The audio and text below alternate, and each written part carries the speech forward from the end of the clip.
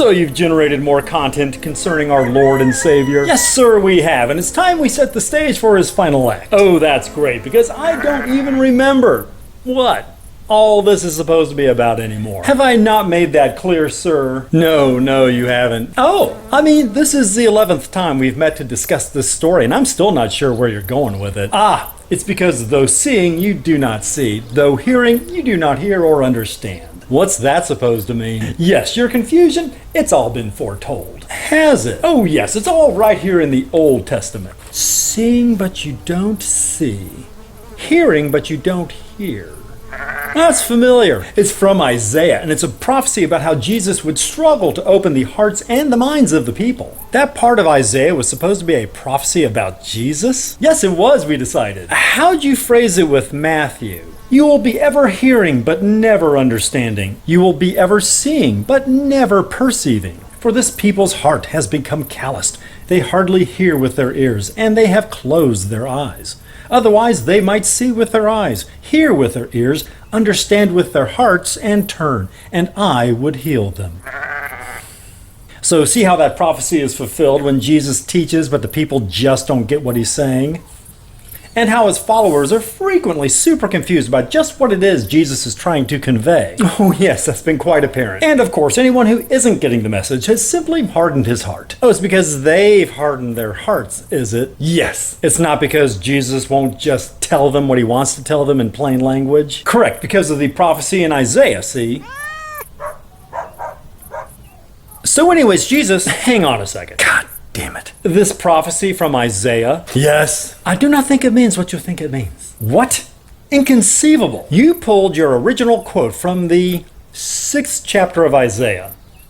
How the hell do you have this shit memorized? It must be my photographic memory. Go to Fraffic. Would it surprise you to find out that you've got Jesus there substantially altering the wording and the meaning of that quote from Isaiah? Christ, here we go. When Jesus misquotes it, he describes his people as having become calloused and being incapable of hearing or seeing.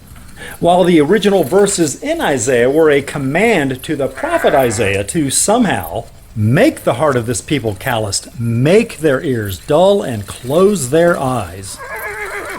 Would you like to guess why God wanted his precious chosen people to have their senses calloused and dull in the 6th chapter of Isaiah? Not really, but I suppose you're going to tell me anyway. It's because in that chapter, God is planning on bringing down a holy ass-kicking, and he doesn't want the people alert enough to dodge it. Seriously? There are some more lines from that chapter of Isaiah too.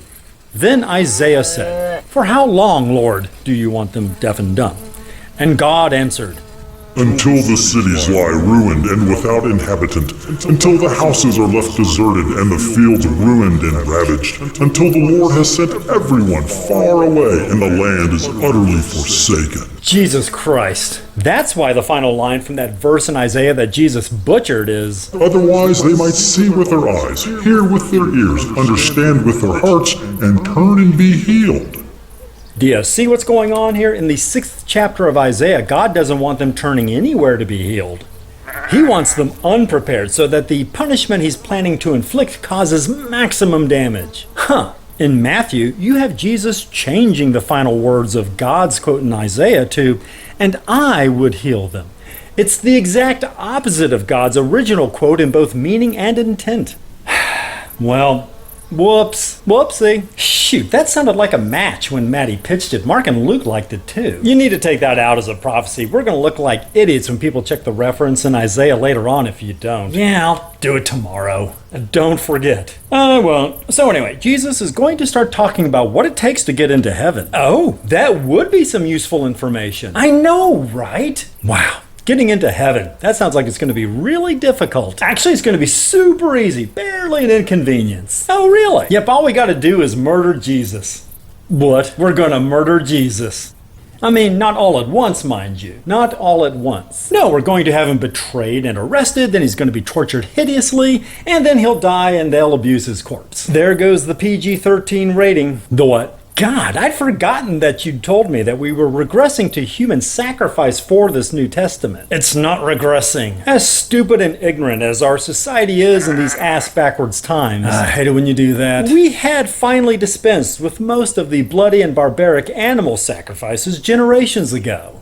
And you're suggesting that we go back to human sacrifice. Well, how else are we going to do it? Someone has to die for our sins. Do they? Well, yes. Why? What do you mean, why? Why does anyone have to die, especially for someone else's screw-ups? Because that's the system the ultimate intelligence in the universe set up. But God's used several methods in the past to remove a person's sin that didn't require murdering anybody. What are you talking about? In 2 Samuel, the Lord simply takes King David's sin away after the whole thing with Bathsheba. I'd forgotten about that. And in the very same chapter of Isaiah that we were talking about earlier, the prophet Isaiah has his sins removed super easily by a seraph.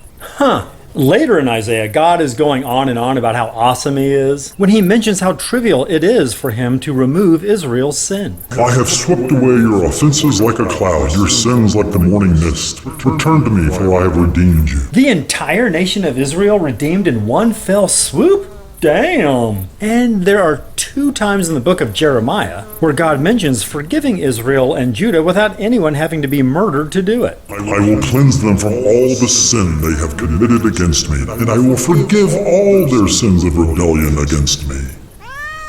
As well as, declares the Lord, search will be made for Israel's guilt, but there will be none, and for the sins of Judah, but none will be found, for I will forgive the remnant I spare. Well, I'll be. And if I remember right, there's even this little blurb in Zechariah about this weird 7-eyed rock talisman that God writes on that also removes the sin from the land in a single day. Well, those are all in the Old Testament. They're not. And in the New Testament, you have Jesus, who's God, obviously, forgiving a paralyzed man on a mat. Oh, right. So, now that you and the Old Testament have both clearly demonstrated that God absolutely can forgive people without resorting to torture and death, maybe we skip the naked barbarism of a human sacrifice. Wow, maybe you're right. Perhaps I've been wrong to blindly follow the religious traditions and superstitions of past centuries.